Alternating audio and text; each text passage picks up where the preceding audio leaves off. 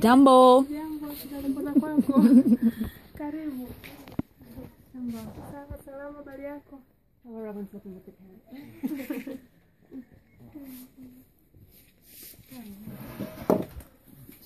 So this is Rehema, one of our clients.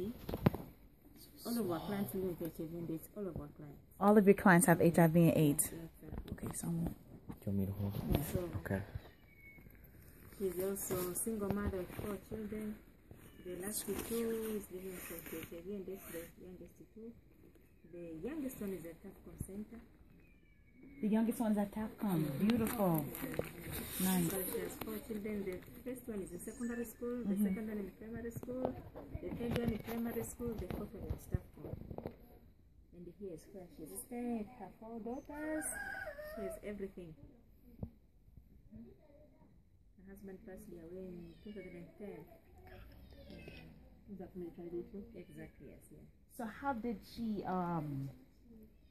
get infected with that? Was it from the husband? It is difficult to know that. Okay. Yeah, it is difficult to know that, but it's between both of them. One of them, right? Yeah. And she has also a problem of overweight because of the medicine. You know, most of the people here, the medicine causes the side effect when they use the medicine. So as time goes on, she became fat and fatter. And so that is the problem. And they tried to talk to the doctor at the hospital, and they changed the medicine 3 times, but it's still keeping causing a lot of problem inside of her body. So yeah, that is her big problem. How long has she been sick for? We know her since 2005. It was sick, so it was yeah. Rehema hana wageni kutoka Marekani, kisha Jennifer na mtoto wake. Sawa, karibu sana. Wanapenda leo waje watembelee. Hizo walikuwa wengi waku lichelewa, mtusamehe. Pamoja elimu kwa tuweza kuwatembelea. Anaendeleaje yule? Sawa. Ngoja tualeta, nadhani Jumamosi tutaleta wengine. Sawa. Na kwa sababu nimependa kuja leo, nikasema ngoja niwalete sana, ndio yeye ndio chambo changu, siku hizi napenda kuwaleta kwa inakuwa ni rahisi. Ni kweli. Na sina shida na yeye sana. Sawa. Hata kama Jumamosi watakwenda kuja, kama Jumamosi watakwenda, kama watarudia au sitakuja kwa mtaala kwa wengine, kama watakuja wale wengine basi nitaleta tena. Sawa. Kwa hiyo tutapata tena, sinasaidia. Ni kweli. Yeah, so I was introduced you to them. I have to introduce her to you.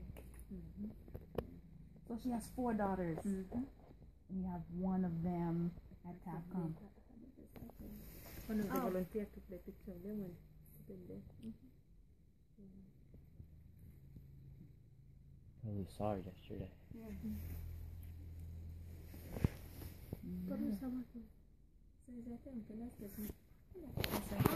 How do you get in touch with your clients?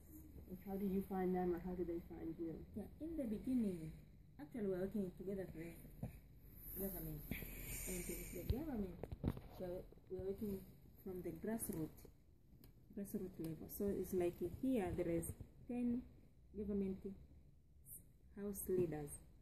So the government, the 10 house leaders know the people here. So he or she know who is in need, who is at least in middle class, who is in the upper class. So we're working with the government to identify people. In the beginning, we used to work with the government leaders to identify our client who is in need. Then, but after like 1 or 2 years, the people now they know Tafcom.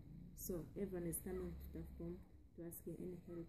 And also we're working with the people like HIV and AIDS who are open to their status, to say their status. Yeah, because someone who discloses their status is difficult because he or she will not be able to say. So we're working with the people who are open To saying that they need the help and that they have exactly their HIV. status, exactly, yeah. So now people are coming to Tafcom. That's why in the beginning, you are not in the beginning, but I say that in our registration, you have 400 families who need help. But we are able to reach 90 families in one way or another because we have shortage of resources. Yeah, so people now are coming to ask it.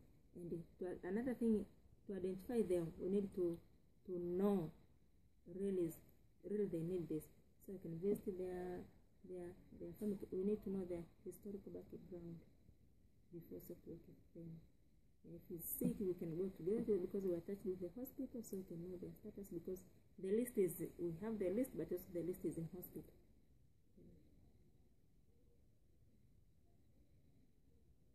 So that's how we identify clients.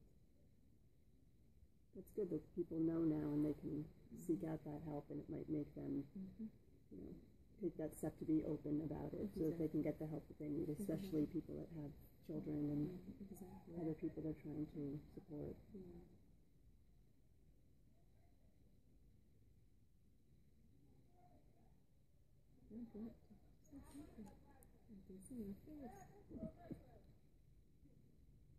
Mi najibu maswali yao tu, sinajua kama zakuja tu mimi najibu kile ninaloliweza, ambalo siwezi na kuuliza. So how was it like for her and her family before Tafcom partnered with her? Let me ask her because she's ask her who can hear what she's saying. Anauliza, ilikuwaje kabla hujaanza kufanya kazi na sisi, na ilikuwaje baada ya kuanza kufanya kazi na sisi? Kabla hapo mambo kwa magumu, lakini bana kuwa na mambo kidogo kwa fadhali. She said it is a little bit better after getting started to work with Tafcom, because she get a lot of support in one way or another from Tafcom. So does she have any family? Yeah, she has only one sister here. I mean, in Mosh, because they're not from here. They were just moved here. She came here to work as a housegirl before when she was young, before she met the Husband. Yeah, Where was she from before this? she was more. Unatoka Tanga? She's from Tanga region. It's in the coast area, Tanzania. In Tanzania. How old is she?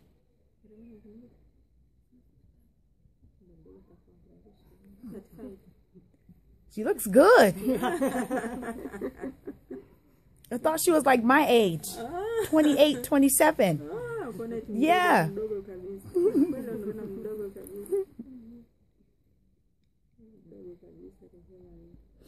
So the same concept that you have with the other visit that we did, the focus is to try to get her girls through school and let them finish, to break the poverty, like you're trying to make it stop right here. Yeah, because like she never attended school, she don't know how to write and to read, but her girls in school now, at least even the youngest one who's in Tafcom, she know how to read, just the ABC, 1, 2, 3.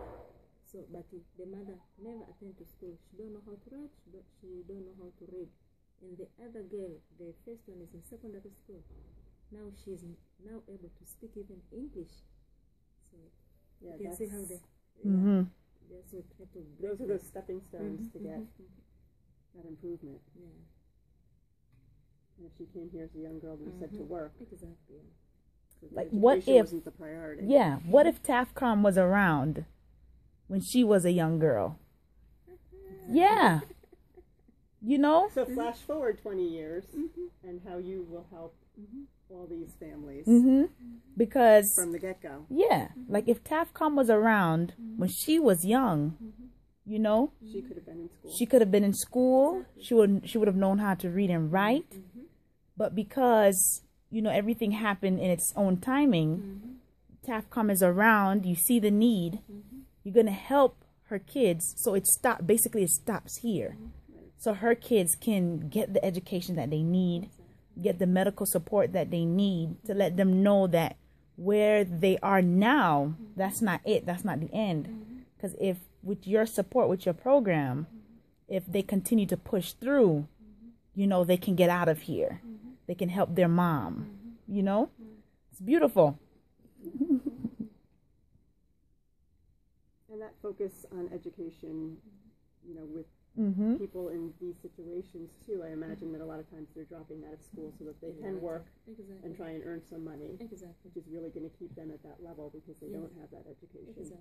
So just having that push and the counseling and the education about staying in school and how much it will help, I think is invaluable.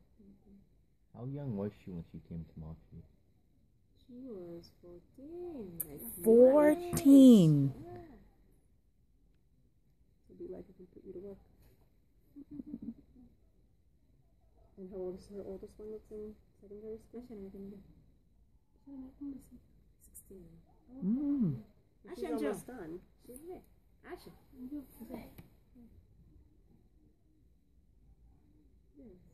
Ah, Mambo. Mambo. Nilikuwa nataka Shy. nikulinganishe na huyu hapa na miaka 14. Nenda zako kaparusa na.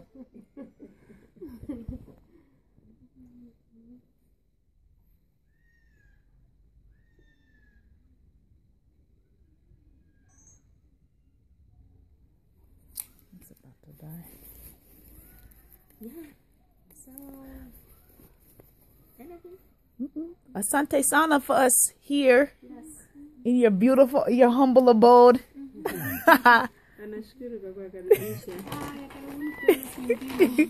Karibuni nimetembea naye mkoa. Nashukuru. Asante. Nashukuru sana.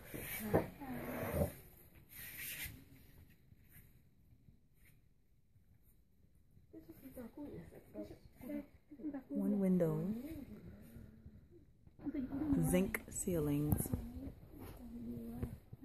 for her and her family and her 4 girls.